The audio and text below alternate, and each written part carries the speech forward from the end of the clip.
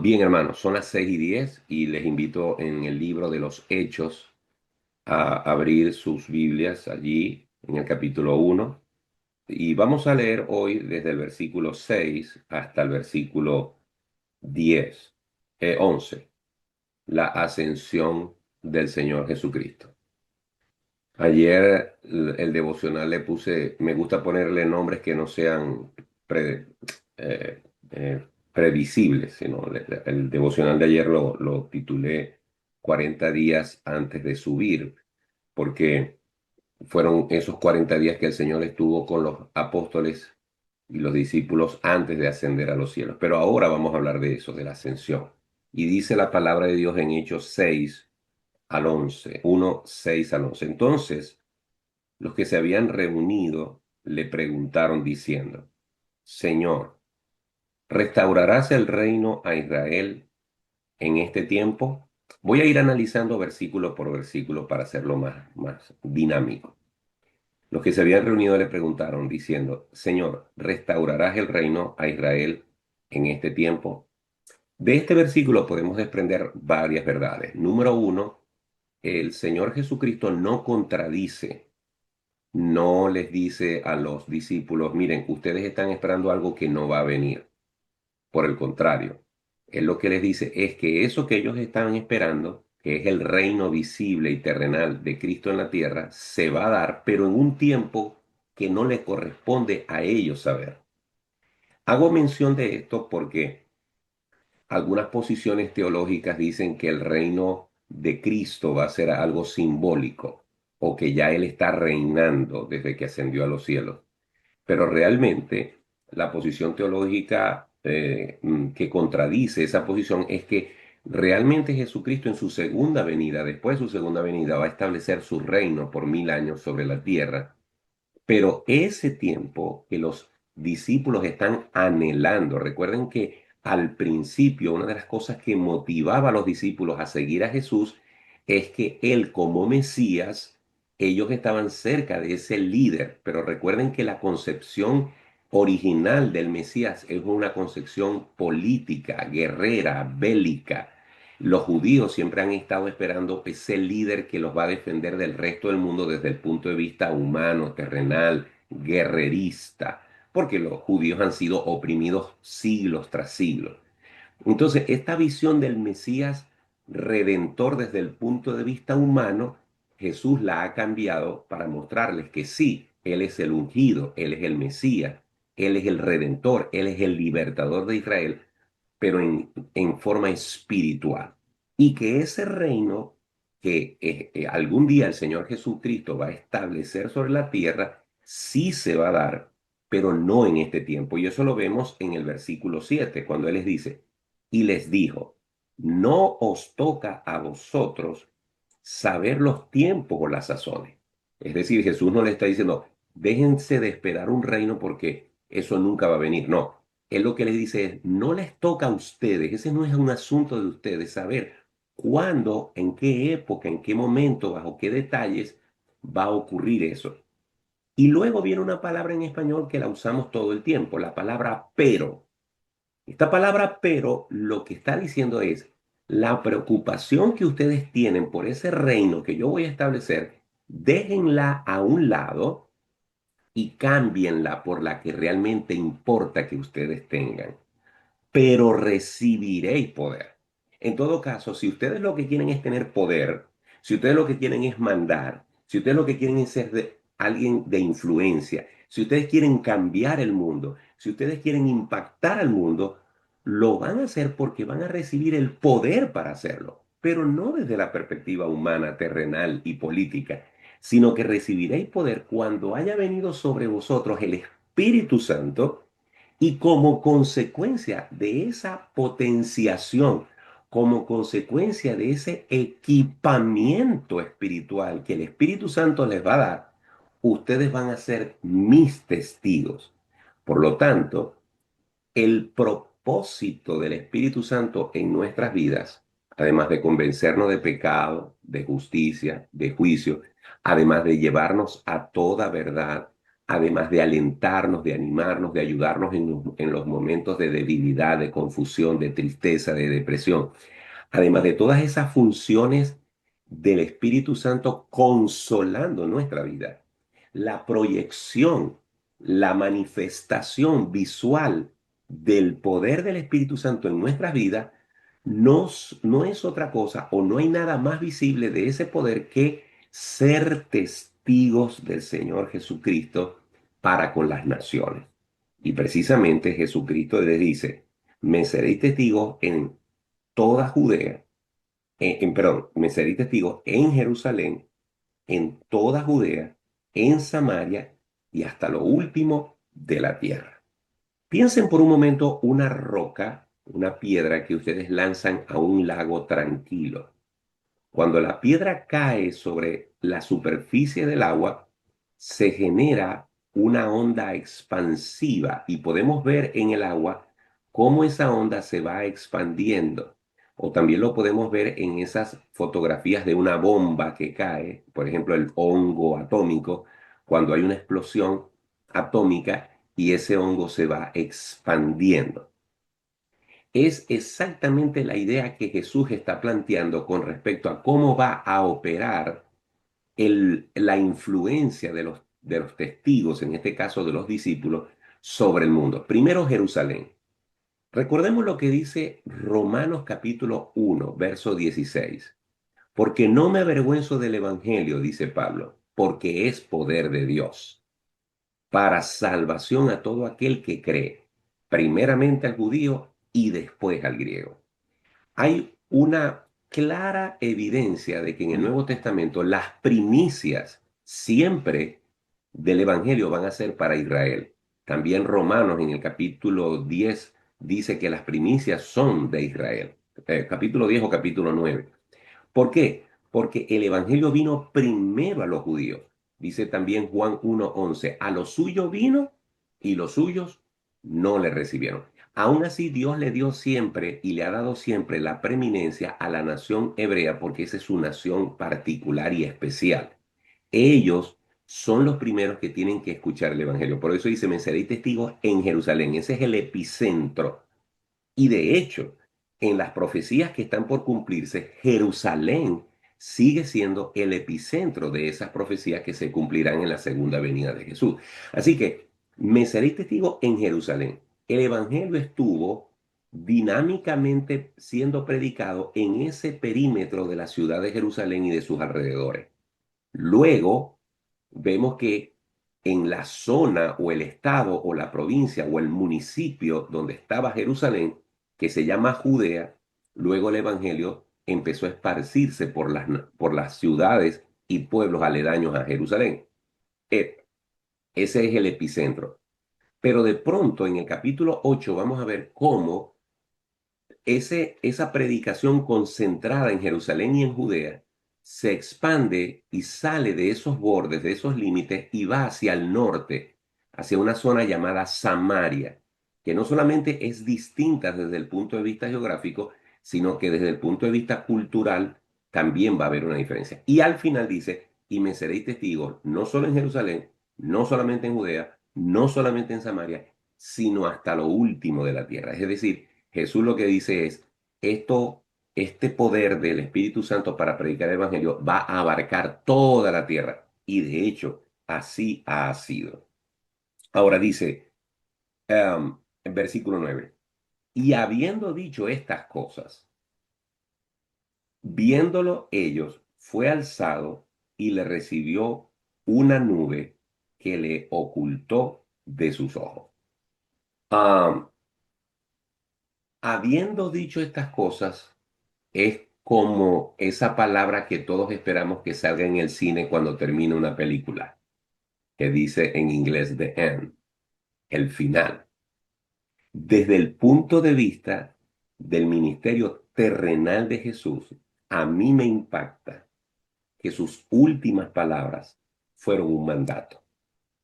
Las últimas palabras de Jesús fue, bueno, chao, hasta luego, Dios, los quiero mucho. No, las últimas palabras de Jesús para con sus discípulos es, recibiréis poder y me seréis testigos. lo cual coincide con lo que dice Mateo, ¿verdad? Ir y hacer discípulos a todas las naciones.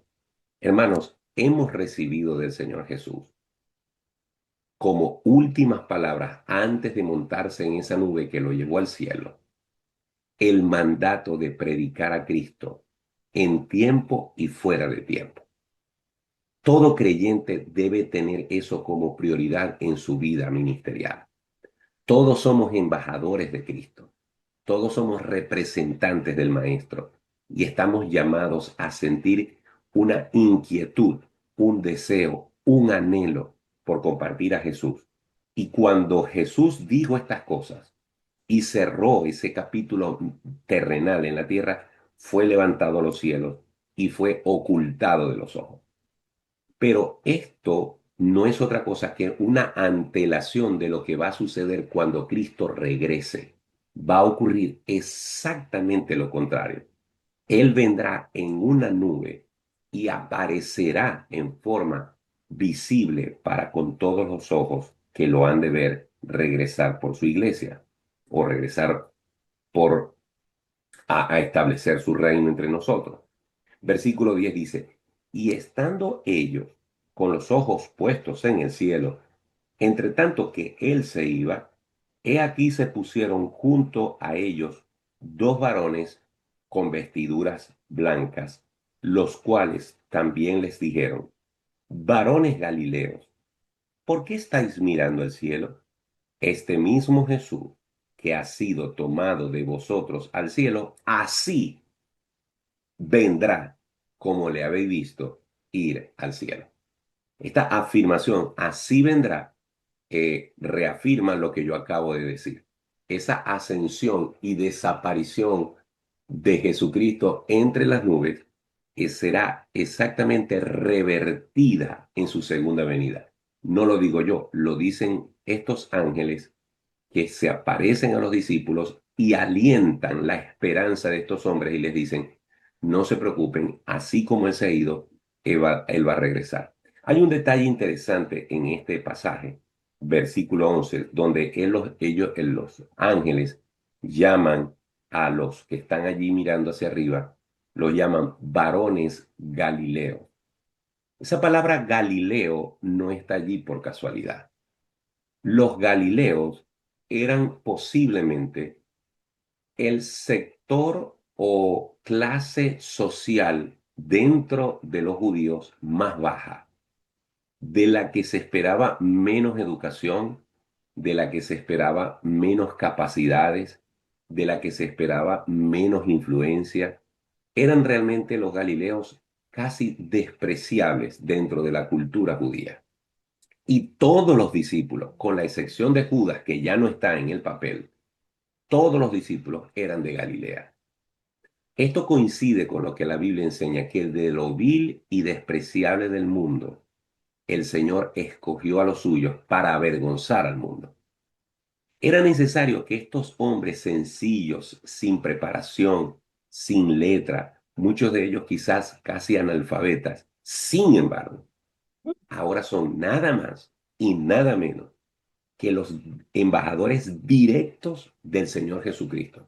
Una vez que Jesús entra al cielo, una vez que Jesús es recibido en el cielo, una vez que Jesús despega de la tierra y ya no tiene más su ministerio terrenal sobre la tierra, los seres humanos más influyentes de toda la humanidad han sido estos 11 hombres que quedaron delegados por el mismo Señor Jesucristo para impactar el mundo y causar el efecto que luego se convertiría en lo que dividió la historia entre antes de Cristo y después de Cristo. Así que cuando a usted alguien lo desprecie, cuando a alguien le haga sentir que no vale nada, cuando alguien usted no lo mire sino por encima del hombro, recuerde que usted es un discípulo del Señor.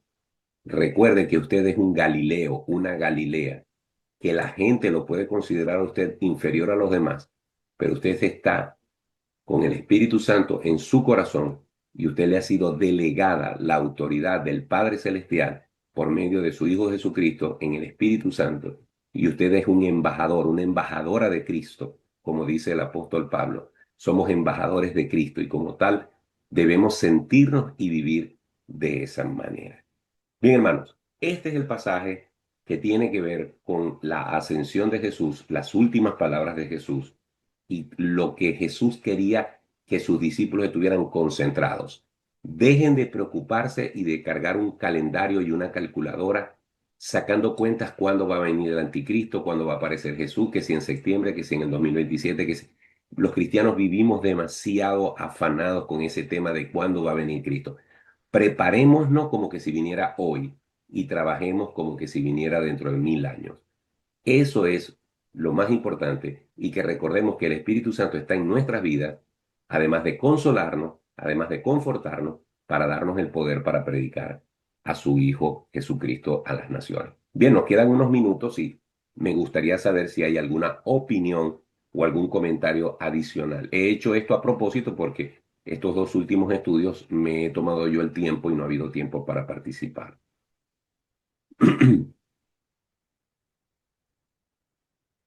A mí me Mariela. llama la atención, Ok, perdón, Edamar y luego Mariela. Adelante. a mí me llama la atención dos cosas. Uno, que la forma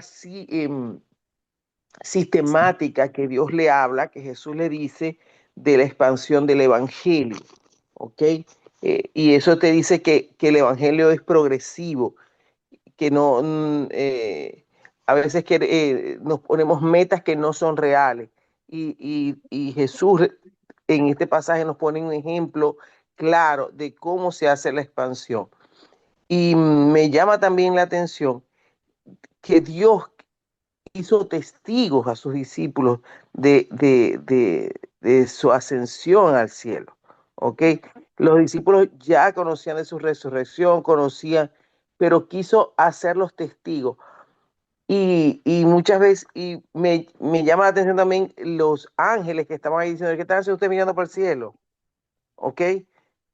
Oye, no pierdan el enfoque, ¿no? Y a veces también nosotros nos quedamos mirando al cielo y perdemos nuestro propio enfoque como creyentes. Y me llamó la atención esas tres cosas. Bien, muy bien, sí, ellos, humanamente yo me pongo en su lugar y digo, bueno, ver elevarse al maestro entre las nubes y desaparecer, siempre ha sido triste ver cuando el avión de la persona que fuimos a despedir al aeropuerto se desaparece en el horizonte, ¿no? Hasta cierto punto yo no culpo a los discípulos de estar mirando así, pero definitivamente sus palabras y su exhortación de los ángeles que quedan registradas para nosotros es eso que tú acabas de decir. Miren, está bien, ya se fue, pónganse a trabajar. O sea, no se queden en ese punto, no nos quedemos extasiados mirando a un Dios que está ya lejano, sino aquí hay mucho por hacer. No, es que Y además es esos 40 días debieron haber sido maravillosos para ma- ellos. Y como que exacto. otra vez, Exacto, exacto. Muy bien. Mariela, vamos a darle oportunidad a Mariela. Gracias, Edemar. Gloria a Dios. Me llama la atención en este pasaje el versículo 8 que dice, pero recibiréis poder, ¿verdad? Y, y como escuché hace mucho tiempo, este es el versículo clave de este libro. Recibiremos poder. Exactamente. No, Ujú. no poder. Gloria a Dios. Fíjense que Sí, esta palabra, aquí mirando en ChatGPT, que esta palabra, recibir el poder, viene de la palabra griega dunami, que significa para nosotros dinamita. dinamita. Ujú. Y estoy recordando que siempre yo le he dicho a Tilio, cuando veo así una persona inconversa, pero que tiene un potencial enorme, yo le digo siempre a Tilio, y ahora el Señor me lo está recordando, yo le digo a Tilio, Dios mío, a Tilio, esta persona es como sería una dinamita, una explosión en el reino de Dios. Mis hermanos, entonces eso a mí me está diciendo hoy que nosotros debemos anhelar, amén, ser esa dinamita, ¿verdad? Que implosione y que el mundo pueda ver, ¿verdad? A Cristo a través de nosotros, porque nada es nuestro, es el Sí, poder del Señor sobre nosotros. amén. Amén. Tremendo. Gracias, Mariela. Eso es totalmente cierto y tienes toda la razón. Si el libro de los Hechos se pudiera exprimir ¿verdad? El versículo más importante, el que saldría como resultado de exprimir ese libro, sería precisamente Hechos 1:8. Fátima Rivera, desde Caracas, nos dice: buen día, me parece muy nutritivo que recordemos estas palabras y que seamos conscientes que la ansiedad humana de saber cuándo, en vez de estar ocupados en el mandato de extender su palabra. Correcto. Esa es una gran preocupación porque mucha gente tiene esa expectativa de cuándo viene el Señor, pero no está haciendo nada para que venga el Señor. Y dice la Biblia que hasta que el Evangelio no sea esparcido en todo el mundo, no ocurrirá la segunda venida del Señor. Bien, hermanos, son las 6:31. No sé si Denis iba a decir algo, que veo que tiene el micrófono abierto. No, lo que quería decir es que a veces también es la acción con que muchas personas quieren saber cuándo viene el Señor la mayoría de las veces es porque están pasando por una situación difícil. Señor, ven, ven, ven, ¿no? Pero no tú y lo que me corresponde hacer, ¿no? Y es realmente ese, o sea, si el propósito genuino de que venga el Señor es porque realmente queremos estar con Él, por disfrutar Amén. de su presencia, o si realmente es porque Por el escapar. entorno en que nos rodea es muy difícil. Sí, Sí, sí, porque queremos escapar. Bueno, cuando yo estaba soltero, cuando yo era un adolescente, yo no quería que viniera el Señor porque no me había casado. exacto, yo era igual. Pero ahora que tengo 30 años casado, sí quiero que venga rápido. No, mentira. ¿Qué Ya, pasó? Ah? ahorita. No, estoy bromeando, estoy bromeando. Bueno, mi hermano, feliz día. Nos vemos mañana. Que el Señor les Amén. bendiga. Que el Señor les Bendiciones. guarde. Que Hasta pasen un feliz día. mañana. Hasta mañana. Bendiciones. Chao. Hasta mañana. Hasta luego.